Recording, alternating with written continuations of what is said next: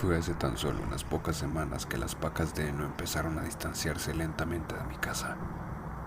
Todas las mañanas al levantarme comprobaba cómo cada una se ha desplazado algunas decenas de metros de su lugar original. Supuse que se trataba de una broma de gente que no tenía nada mejor que hacer, de modo que lo dejé pasar. Unos días después, las pacas estaban más cerca de los límites de la granja. Para entonces me había hartado del juego y opté por llevarlas de vuelta a su sitio. Tardé una larga hora en colocarlas cerca de la casa y para cuando había terminado, me sentía capaz de romperle el pescuezo a cualquier chico tonto que tratase de fastidiarme. A la mañana siguiente, me encontré con una escena terrible. Todos mis caballos estaban muertos. Desperté por el olor de la sangre. Cada uno estaba inmóvil en un externo de su caballeriza, sin rastro alguno de sus cabezas. Tardé todo el día en limpiar aquel desastre y enterrar sus cuerpos. No fue sino hasta que pude terminar que me di cuenta que todas las pacas de heno estaban de nuevo donde las había arrastrado el día anterior, dispersas por todos los campos. Ahí las dejé esta vez. Esa noche me quedé a vigilar en el porche, con la escopeta a la mano y con un termo lleno de café. Me quedé allí por horas, observando el campo para ver si descubría quién estaba moviendo las pacas. Finalmente, el sueño comenzaba a ganarme y me habría quedado dormido, de no ser porque se escuchó un ruido, seguido del crujir de los árboles en los bosques aledaños. Me puse de pie, mi corazón latía acelerado por la emoción. Por fin iba a capturar al hijo de puta. Apunté el arma, esperando paciente a quien fuese que estuviera acercándose. Únicamente cuando la criatura se aproximó lo bastante para apreciar su silueta en medio de la oscuridad, me quedé paralizado, sin saber cómo actuar. La cosa venía de los bosques y acechaba mis campos. Lo seguía a través del mismo, igual que un ladrón sigiloso. Habría podido describir aquella cosa como algo frágil, si no fuera porque todavía encorvada, debía tener por lo menos 3 metros de altura. Sus brazos y piernas eran extremadamente delgados, y la apariencia esquelética y hundida de su abdomen me hicieron pensar en un animal hambriento. Sin embargo, y de modo insólito, esta criatura era fuerte. Vi cómo alzaba una paca en cada brazo, y la volví a bajar metros más adelante, con sumo cuidado, y cubriendo una distancia considerable en solo 2 pasos. Movía las pacas con extrema precaución, y cada terminando el periodo de minutos, alzaba la mirada para comprobar la posición de las demás. Antes de marcharse, miró a casa. Sentí sus ojos en mí desde las sombras, aunque si realmente me notó o no, es algo que no puedo asegurar. Se dio la vuelta en silencio para volver por donde había venido, desvaneciéndose en las entrañas del bosque. Tardé 1 hora en reunir el valor para moverme de mi sitio. Entré en casa un rato después, pero no pude dormir esa noche, y fue solo hasta que amaneció que me atreví a salir del porche y fui hacia los campos. Las pacas de heno seguían donde las había colocado, y algo curioso, no las alejó tanto como había hecho en los días anteriores.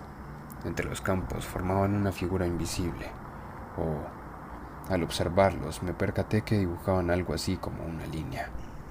De hecho, caminando alrededor de la casa me di cuenta de que lo que formaban era un círculo, y yo estaba en el centro. Había pensado que las movieron al azar al principio, pero ahora estaba claro que marcaban una especie de límite. La criatura quería dejarme un mensaje. No pude conciliar el sueño esa noche, y si conseguí hacerlo, fue únicamente porque me sentía agotado. Por la mañana, las pacas seguían en su lugar. De hecho, no se movieron en lo que restaba de la semana. Al fin estaban donde la criatura quería. Me volví loco intentando darles significado. ¿Por qué esa cosa se esforzaría tanto moviendo mis pacas y me amenazaría de una forma tan violenta si trataba de intervenir? Eso era asesinar a mis caballos, una amenaza, una muy inteligente. En realidad, sabía que tendría miedo y que comprendería las implicaciones. Una mañana sentí emoción al escuchar un ruido de un auto que conducía por el camino hacia la granja. Planeaba marcharme de ahí desde que vi a la criatura, pero pensaba que podría ser arriesgado hacerlo a pie y que la criatura me decapitaría como a los caballos. Si lograba subir al auto de quien fuera que viniera por el camino, tal vez podría lograrlo antes de que se diera cuenta. No sabía quién era, ni me importaba. En el instante en el que se detuviera, correría el asiento del pasajero y les diría que nos largáramos de allí. No tuve oportunidad. El coche avanzó lentamente por el sendero, agitándose ante la dificultad del terreno. Rogué en silencio que se diera prisa, y al pasar entre dos pacas que custodiaban los dos lados del camino, escuché un agudo sonido saliendo del bosque. La criatura surgió de entre los árboles, galopando sobre sus 4 patas esqueléticas hacia el carro. Llegó a él en segundos, y lo golpeó como lo haría un enorme felino. Alzó y destrozó el vehículo con suma facilidad. El conductor, quien fuera que haya sido, gritó. Podía escuchar su agonía a pesar del metal y los cristales destruyéndose. Solo paró cuando la cosa lo agarró con sus manos y lo destrozó. Lo arrojó lejos y se incorporó, permitiendo que lo observara bien, a luz del día. Vi lo inhumano que había en su ser. Estaba formado por algo vivo y abominable, unido en una aberrante simulación de la figura humana. Cualquier cosa con la que lo hubiesen hecho estaba tan dura y pulida que, de no ser por el modo en el que se movía, habría creído que se trataba de granito. La criatura retrocedió hacia los árboles, dejándome anonadado. Mi mirada estaba fija en el auto. Su motor aún chisporroteaba en medio de las 2 pacas del sendero. Entonces lo comprendí. El mensaje era obvio.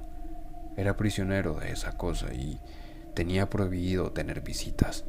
A pesar de todo, no estoy seguro de poder soportar ser el reo de esa criatura. No he dejado de pensarlo estos días, desde que lo vi destrozar el cuerpo de ese hombre. Si fuera más allá de las pacas, tal vez correría la misma suerte. Aplastaría mi cabeza antes de que siquiera pudiera protegerme a mí mismo. Después iría en busca de una nueva mascota, probablemente que tuviera el valor de saber lo que estaba allá afuera, vigilándolo día y noche con esos enormes ojos de insecto. Ya casi no tengo provisiones y no me acostumbro. Creo que quiero salir.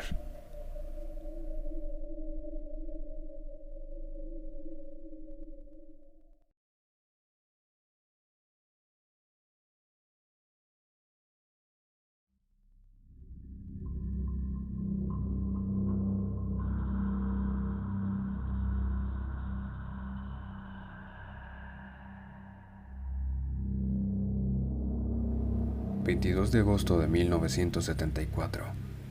Kerry Gaynor y Barry Taff, investigadores de fenómenos extraños, se encontraban dando una conferencia en Culver City, California, dentro de una librería.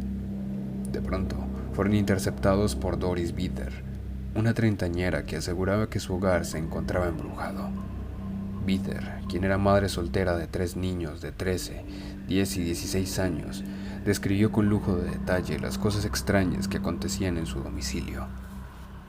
Golpes, pisadas, ruidos, objetos que caían sin explicación aparente.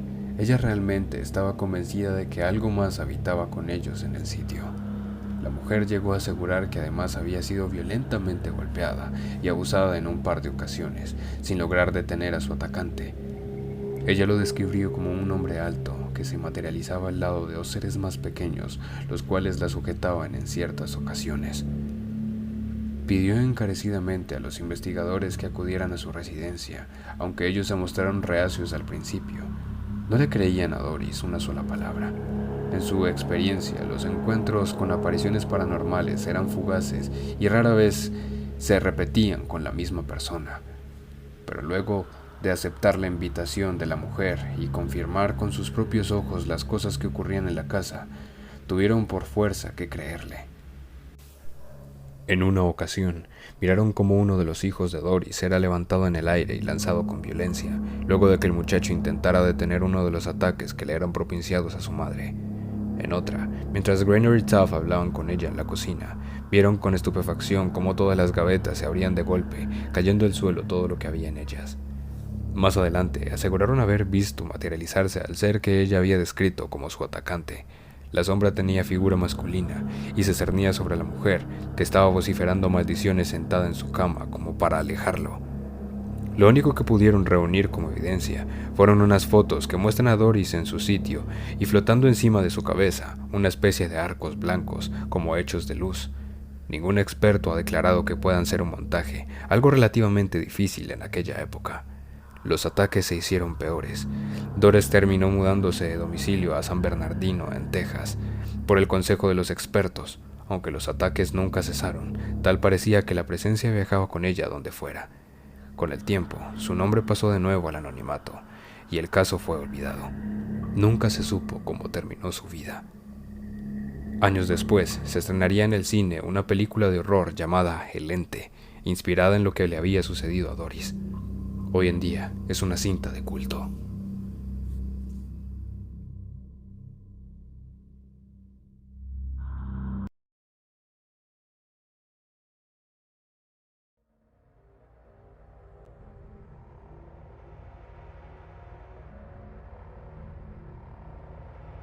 Esa noche todo estaba tranquilo. Eso es algo extraño. Mi familia suele ser algo escandalosa. Sin entender qué es lo que pasaba, bajé las escaleras en busca de alguien. La cocina era un desastre. Encontré los vegetales regados por todo el suelo. Mis oídos lograron escuchar el tenue sonido de la televisión encendida. Al acercarme a la sala, encontré rastros de una sustancia que al parecer era sangre. Corría desde el sofá hasta el estudio de mi padre. Contuve el aliento. Esto no es real. Un sueño, un absurdo donde poco a poco me volvía loca. Mi corazón palpitó cada vez más y más. Y tras realizar un meticuloso análisis, decidí ir tras el rastro. Por más que buscaba lógicas, fracasaba. El miedo me ganaba a gran escala. Y fue cuando un ruido llamó mi atención. Un chasquido. Dejé de caminar por unos segundos. Venía del estudio de mi padre. Y no solo eso. Había otro rastro de sustancia que venía del patio trasero. Tragué saliva con dificultad y me acerqué a abrir la puerta del estudio. Lo hice rápido y con los ojos cerrados. Escuché el chasquido detenerse. Cuando abrí los ojos lo vi. Había creído que solo existían en mi cabeza, pero posiblemente me equivoqué. Me miró por un segundo, con sus ojos negros desorbitados. No se notaba ni un rastro de alma en ellos. Mis piernas temblaron. Todo su cuerpo se comparaba con el de un roedor rasurado.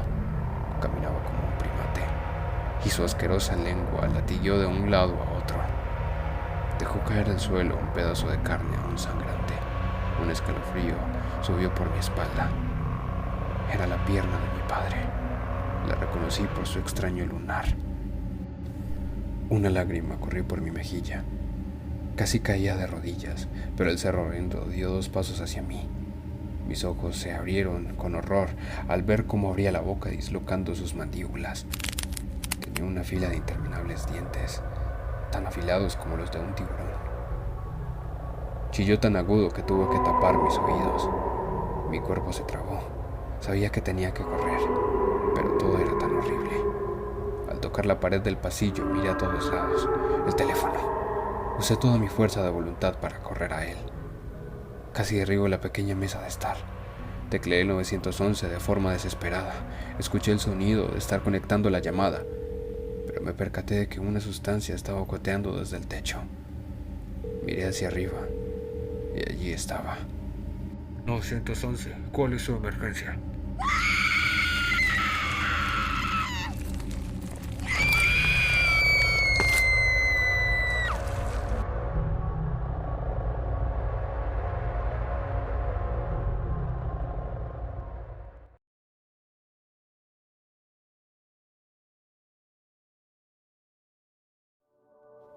Hola, gracias por haber escuchado. Te agradecería muchísimo el suscribirte, comentar y apoyarme en el proyecto. Si tienes una historia, por favor compártela conmigo. Yo estaría más que encantado en narrarla. Soy Tayset Mortem. Buenas noches.